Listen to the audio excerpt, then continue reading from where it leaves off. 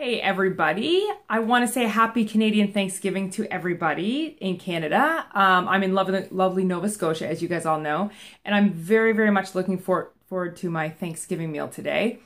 There's a lot of people, I'm on a few keto pages, and a lot of people are wondering what they can have for Thanksgiving meals, and quite frankly, you can have whatever you want.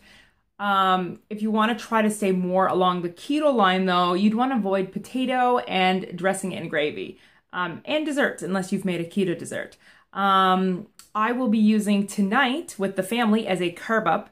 As a lot of you guys who follow me on Instagram or follow me on half the person I used to be on Facebook, you'll know that I actually started a carb up practice trying to regulate my hormones about 3 to 4 months ago, and it's really done really well for my body. I was actually kind of afraid that it might actually have me put on weight, but it doesn't. But I will get into that in a moment. What I want to actually share with you guys today, I'll try to keep it short. Basically, what I want to tell you guys is what I actually did right or wrong for myself on keto. One thing that I've discovered is not everything works for everybody, okay? So there's not just one way of doing keto. Keto is not necessarily 5% carbs, 20% protein, or 15% protein and 75% fat. Everybody's body has specific needs. So what I did, because I have a very addictive personality, so my personality is like to just go all out at something. And that's what I did when I used to run, when I first started losing weight with low carb, everything. And I did the exact same thing with keto. So I went straight out, didn't really listen to my body, thought, oh my land, I need to fast, so I better fast because I'm supposed to do such things. It's what you do when you're keto. And it never felt completely right. So here's a couple things that I did that wasn't right for my body. Now, let me tell you a little bit about my body. I have PCOS, so that's polycystic ovarian disease, and I also have hypothyroidism. My thyroid is controlled with Synthroid, and I've been on that for probably about, well, since I was 19. So let's give away my age here. Got to think, 22 years. Anyways, so my thyroid it always shows up good in blood tests because I do have Synthroid. My PCOS, however, affects my insulin resistance, okay? Is insulin resistance. Basically, every other diet that I tried or every other style of eating never worked for me because when you're insulin resistant, you can't process sugars properly, and I tend to put on weight even if I'm doing like a Weight Watchers or something like that. Anything with fruits, even natural sugars, I have to be very careful how much I take in. Okay, but let me tell you what I did wrong though. Even though keto and low carb is fantastic for PCOS, one of the things that I did wrong is I completely didn't listen to my body. So I actually was under consuming in calories. So I was on caloric restriction, which, think about it, usually people say calories in, calories out. That's how you lose weight. But not every calorie is the same. So if you look at a cake and where you get the calories from there, a lot of it's sugar related versus like a whole bunch of veggies or some protein. It's a very different way that your body's going to use. Your body can't use that cake, but it can use the nutrition from the veggies and everything. So I was a little bit too low. I really restricted. I brought that whole diet mentality, I don't know why, over to keto because I didn't do that when I first went low carb. So maybe it's because when I first went low carb, I was actually able to work out. And because of severe back problems and hip problems, I can't actually do cardio. So it might have just been brought over because of that. And guys, just so you know I'm in bad lighting. I've got my family out there. They're all discussing something. I said I'll be back in a few minutes because I just wanted to put this on. So anyways, just bad lighting. I'm not really white as a ghost, just so you know.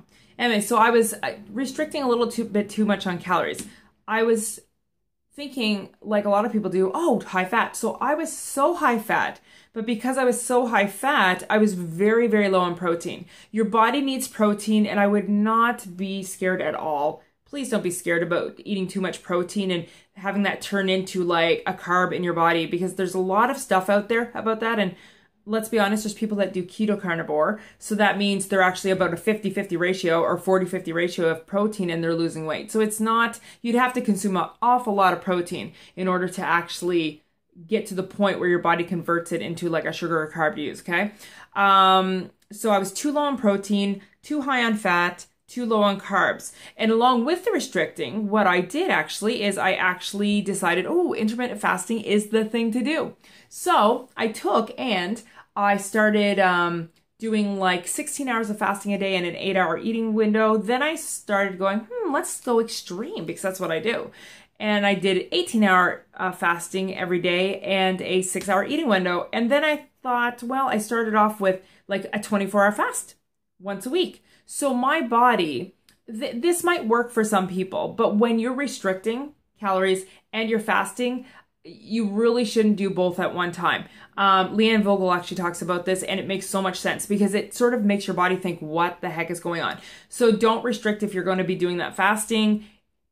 Well, you can stay within a certain amount of calories, but don't restrict to the point that you're used to doing with diets, okay? Because it's really about fueling your body efficiently. So for my body, though, when I was doing all of that, because I am so hormonal with PCOS, it actually worked a little bit against me. So my body's like, oh my word, what is going on?